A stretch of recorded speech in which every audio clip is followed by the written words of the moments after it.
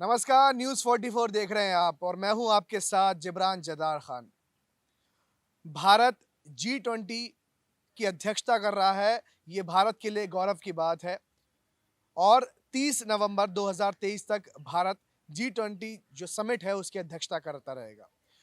हम देश के किसी भी कोने में जाएं, कोई भी सरकारी चीज़ हमारे सामने हो, कोई भी कागज़ हमारे सामने हो, वहाँ पर जी20 का बढ़-चढ़ कर एडवर्टाइज़मेंट हमको देखने को मिलता है। जी20 आखिर है क्या? जी20 में कौन-कौन देश आते हैं? जी20 का क्या मतलब है? जी20 किसने कैसे बनाया? और सबसे बड़ा सवाल ये है कि हमारा पड़ोसी देश पाकिस्तान जी20 का मेंबर क्यों नहीं है?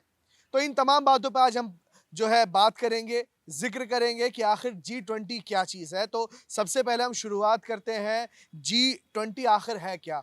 जी20 ग्रुप ऑफ 20 इसका नाम है। ये 20 देशों का एक समूह है, जिसमें 20 देश आते हैं। सबसे पहले उन देशों पर नज़र डाल लेते हैं जो जी20 के अंदर आते हैं। इसमें अर्जेंटीना, ऑस्ट्रेलिया, ब्राज़ील, कनाडा, चीन, फ्रांस, जर्मनी, हमारा Bharat, Indonesia, Italy, Japan, Korea, मैं कोरिया यहाँ पर साउथ कोरिया की बात कर रहा हूँ, मेक्सिको, रूस, सऊदी अरेबिया, साउथ अफ्रीका, तुर्की, ब्रिटेन, संयुक्त राज्य अमेरिका और ये मैंने 19 देशों के आपको नाम बताए। इसमें एक पूरा संगठन है, एक पूरा समूह है जिसको हम यूरोपियन यूनियन कहते हैं। उसमें करीब 53 देश आते हैं, वो भी जी20 का हिस्सा हैं।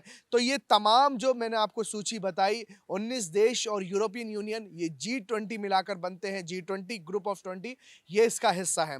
अब बात करते हैं कि जी20 की स्थापना कब हुई, जी20 अस्तित्व में कब आया? तो साल 1999 में जब वित्तीय संकट पूरे एशिया में फैला था, पूरे एशिया में वित्तीय संकट था, तमाम देश परेशान थे। उस दौरान ये जी20 यानी ग्रुप ऑफ 20 बनाया गया, जिसके अंदर इन देशों को शामिल किया गया। इनका जो शुरुआती एजेंडा था, जो शुरुआत थी, जिस काम के लिए इनको चुना गया था, वो सबसे पहले था कि एक दूसरे देश की वित्तीय सहायता करना, आर्थिक सहायता करना, उनको एक फाइनेंशियली मजबूत करना और उसकी मदद करना।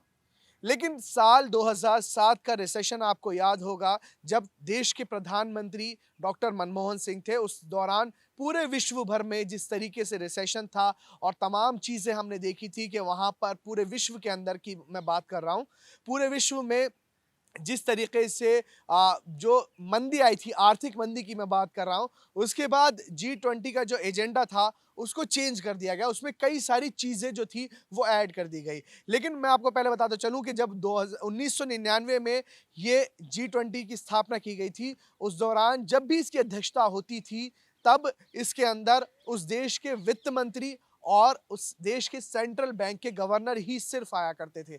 लेकिन अब इसमें चेंजेस आ गए। साल 2007 में जब वित्तीय संकट आया, आर्थिक मंदी आई पूरे विश्व भर में, तब इसका एजेंडा चेंज कर दिया गया और उसके अंदर जो तब्दीली लेके आए और जो नए एजेंडे इसमें जो नई चीज़ें ऐड की गई, वो मैं आपको बता दूँ। उसमें जो बदला गया था, उसमें सबसे पहले था कि जलवायु परिवर्तन, उसके ऊपर भी बात होनी थी, सतत विकास के ऊपर, कृषि, ऊर्जा और पर्यावरण। इन तमाम चीज़ों को इसमें शामिल किया गया ताकि दूसरे देशों के साथ जो हमारी अब तक की आर्थिक लेन-देन थी, वो अब इन तमाम चीज़ों पर भी बात करी जा सके। तो ये देश के लिए बड़े ही गौरव की बात है कि इस बार भारत जो है, वो प्रधानमंत्री नरेंद्र मोदी की क़यादत के अंदर जो है जी20 की अध्यक्षता कर रहा है, जो भारत के लिए बेहद ही गौरवमयी क्षण है। भारत एक तरफ जहाँ 75वाँ आज़ादी का महोत्सव मना रहा है, वहीं कहीं न कहीं इसको पॉज़िटिव वे में देखा जाएगा कि भारत जो है अब जी20 की भी अध्यक्षता कर रहा है। लास्ट ईयर की अगर हम बात करें, आखिरी साल की हम बात करें, तो ये अध्यक्षता हमारे पड़ोसी देश इंडोनेशिया के पास था।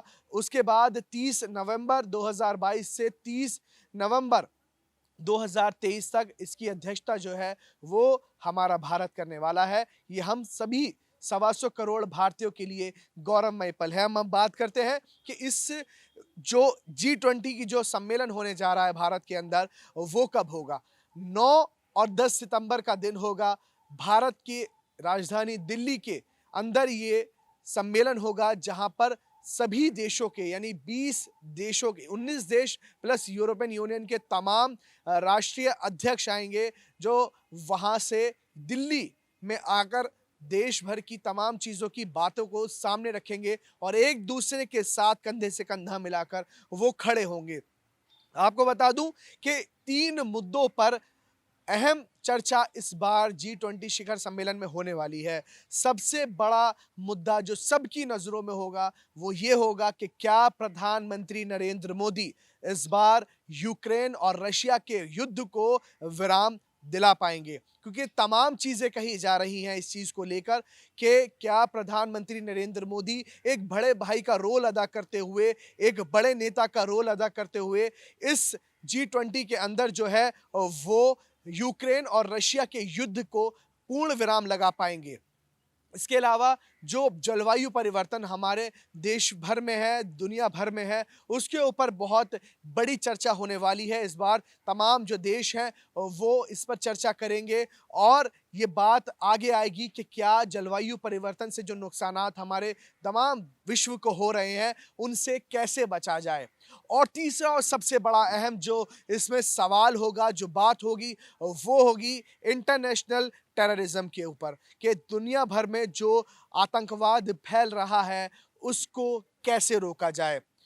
सबसे बड़ी बात इसमें ये देखी जा रही है कि क्या प्रधानमंत्री यूक्रेन और रशिया के युद्ध पर पूर्ण विराम लगा पाएंगे, क्योंकि सबकी निगाहें इस वक्त भारत के ऊपर टिकी हुई हैं, क्योंकि भारत एक बड़े भाई का रोल अदा करने वाला है G20 के अंदर। और जिस तरह से व्लादिमीर पुतिन है वो यहाँ पर आने वाले हैं, चाहे जो बाइडन है वो यहाँ पर आने वाले हैं, तो सबकी निगाहें इसी बात पर टिकी होंगी कि क्या प्रधानमंत्री नरेंद्र मोदी इस बार यूक्रेन और रशिया के युद्ध को पूर्ण विराम लगा पाएंगे। अब उस सवाल पर आते हैं जो हमने शुरुआत में करा था कि हमारा पड़ोसी देश पाकिस्तान आखिर G20 का हिस्सा क्यों नहीं है। तो आपको बता दूं कि देश भर में, दुनिया भर में 197 देश हैं। 197 देशों में ये G20 जो ग्रुप ऑफ 20 है, उसमें 20 देश वो हैं जो आगे हैं, जो और देशों से आगे हैं।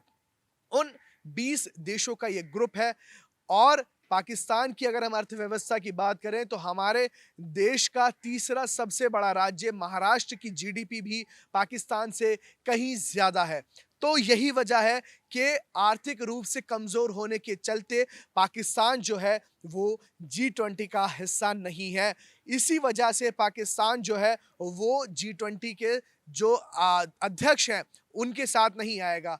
आज 2 मार्च के दिन भारत में तमाम देश भर से जो G20 के जो देश हैं उनके विदेश मंत्री जो हैं वो यहाँ पर आए हुए हैं और 2 देशों के प्रधानमंत्री प्लस 13 देशों के और जो प्रधानमंत्री, जो विदेश मंत्री हैं, वो भी यहाँ पर आए हुए हैं। और ये एक बड़ी मीटिंग जो है दिल्ली के अंदर चल रही है, जहाँ पर सबकी निगाहें टिकी हुई हैं कि आखिर जो G20 अगले 4 या 5 महीने बाद होने वाला है, उसमें भारत क्या रोल अदा करेगा। और सबसे बड़ा सवाल यही रहेगा कि क्या यूक्रेन और रशिया के युद्ध पर देश के प्रधानमंत्री नरेंद्र मोदी पूर्ण विराम लगा पाएंगे। तो ये तमाम बातें जो G20 से जुड़ी हुई थी, जो G20 के साथ थी, वो मैंने आपके सामने पेश की कि G20 आखिर है क्या, G20 की स्थापना क्यों हुई, G20 के एजेंडा में बदलाव क्यों किया गया और पाकिस्तान G20 का मेंबर क्यों नहीं है। ये वीडियो आपको कैसी लगी, नीचे कमेंट सेक्शन में हमें ज़रूर कमेंट करके बताइए और जो सवाल आपके हो वो मुझे लिखिए ताकि मैं अगले वीडियो में आपके वो सवालों के